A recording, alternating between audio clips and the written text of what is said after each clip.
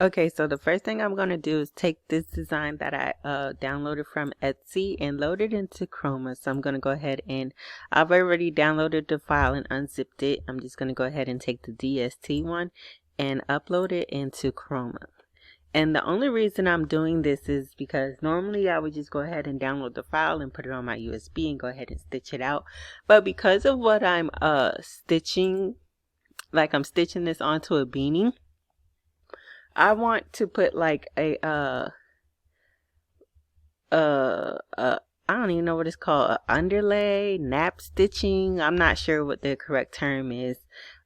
Just so I can have a nice flat surface to embroider on, right? Because I'm using like a knit type of fabric, and it's, you know, like really stretchy. I don't want my stitches to sink, stretch, etc., etc. So I'm just gonna put like a little nap stitch. I think that's what it's called.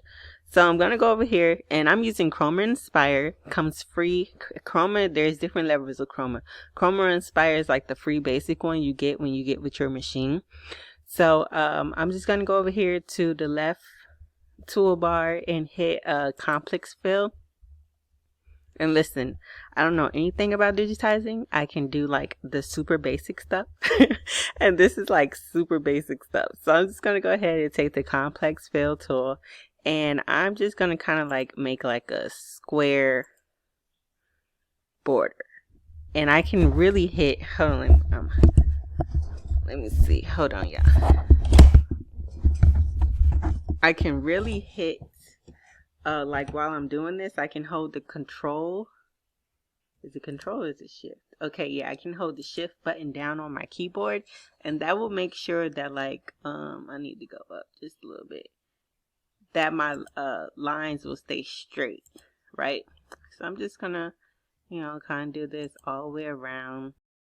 Did I do it right? Okay, yeah. So now I get this.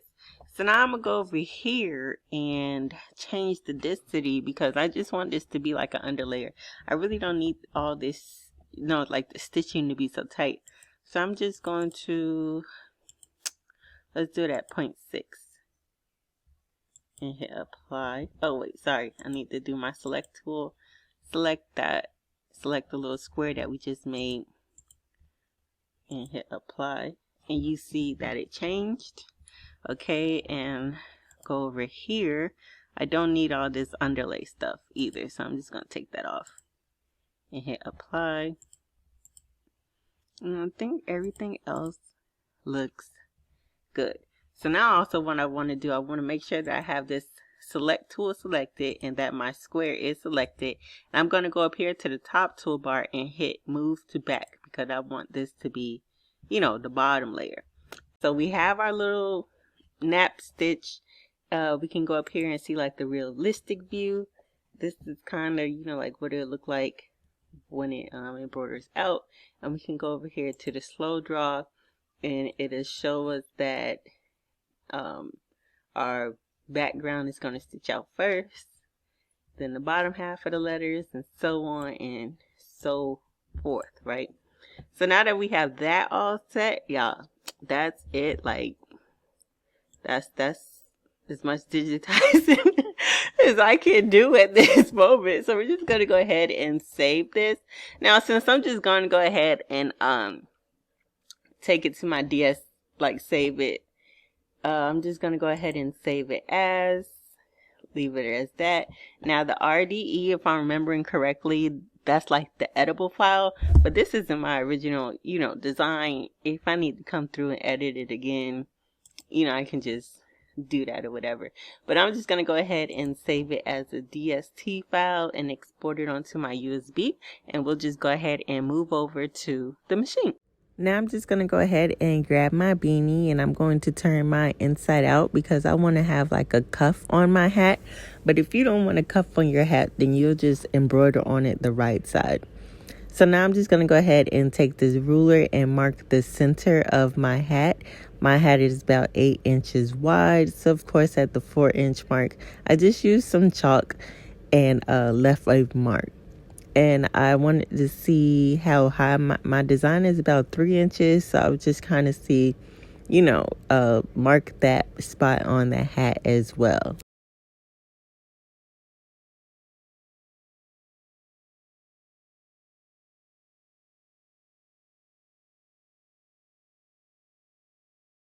Once I have everything marked, I'm going to take some cutaway stabilizer and I'm going to go ahead and lightly spray it with some adhesive spray just to help it stick in a hat and, you know, like to help with the hooping. So I'm just going to go ahead and lightly spray that, and then I'm just going to stick the stabilizer inside of the hat and I'm just going to smooth it out, make sure that the stabilizer is stuck to the fabric. So once my stabilizer is in there, I'm just going to go ahead and hoop it. But I'm not going to hoop my whole hat. I want to leave a lot of the brim out because I want my design to be as close to the bottom as possible. Now we'll go ahead and put it on the machine. And what I'm going to do is, since for that stitch that we digitized, you know, like the nap stitch, that'll be my first color. So I'm going to go ahead and hit the little F on my machine, and that means float. So it's going to go ahead and stitch out that bottom square that we created, and then the machine is going to stop. And I'm going to, once it stops, I'm going to go ahead and put some aqua top on the top of this just to ensure that, you know, I get like a nice, just like nice flat stitching. So just going to go ahead and trace everything out. And here we are going ahead with the nap stitch. And look how that came out, y'all. Okay, me, go ahead with the little digitizing. So yeah, I'm just going to go ahead and put my aqua top on. And I just like to hold it in place, you know, for a few stitches or whatever. And we're just going to go ahead and let the machine do its thing. I have mine going at, well, you know, the EM1010 can go at 1,000 stitches per minute. So I have mine at the max. So it's stitching 1,000 stitches a minute. This design had about 18,000 stitches. So I would say it took about 20 minutes, you know, like really, if that, to complete this whole design. And once the machine is finished, we'll just go ahead and remove all of that from the machine. And I'm going to go ahead and take like this little mist bottle and spray it a little bit just to get the rest of that aqua top up that didn't like peel off. Then we're just going to go ahead and trim our tails, clean the back up a little bit, and cut off the stabilizer. If you guys are enjoying this video, please give your girl a thumbs up, drop me a comment, and make sure you're subscribed to the channel for more awesome videos like this. And if you love to help the laboratory grow, please consider donating $1 via the PayPal link in my description box. So once everything is cleaned up, you guys, we'll just go ahead and turn it right side, create our little cuff, and there it is. As always, thanks for watching. Don't forget to like, share, and subscribe. And until next time, I'll see you later.